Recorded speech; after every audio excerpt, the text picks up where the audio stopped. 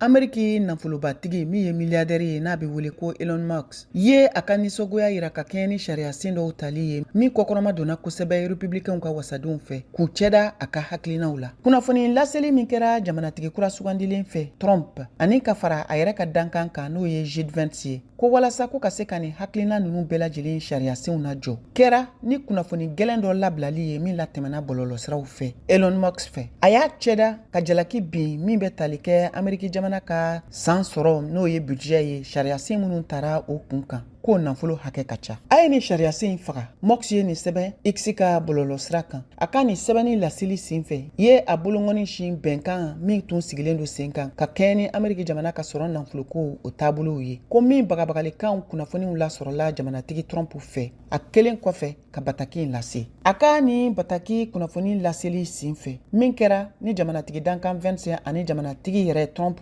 ka laseliw ye ka taa républicains ka tɔndenw ma kan ka kɛ ni kumaɲɔgɔnya sira kuraw dayɛlɛli ye wasabulon kɔnɔ min fɛɛrɛw sɔrɔli bɛna kɛ i n'a fɔ janfa an ka jamana ma. A ye nin fɔ. A y'a fara kan fɛnɛ ko juru minnu dara Ameriki jamana kɔ kan jamanatigi Joe Biden ka fanga waati ko jamanatigi Biden n'a ka jamana fanga ye nin ko in taabolo la gosi kosɛbɛ ko min bɛna sɔn ka kɛ ni Ameriki jamana ka forobacaw datuguli ye. Républicains ka yan k'u senbɔ politiki la ka kɛɲɛ ni bɛnkan ɲinini siraw ye nɔtɛ u bɛna Ameriki jamanadenw bila gɛlɛya kɔnɔ minnu bɛ ka baara kɛ kolojija kan ani fɛnɛ ka basigibaliya la na jamana kɔnɔna la. Nin kɛra Karine Jean-Pierre ka laseli ye ale min ye Ameriki masayaso Maison Blanche o ka kunnafoni di so baarakɛla dɔ ye.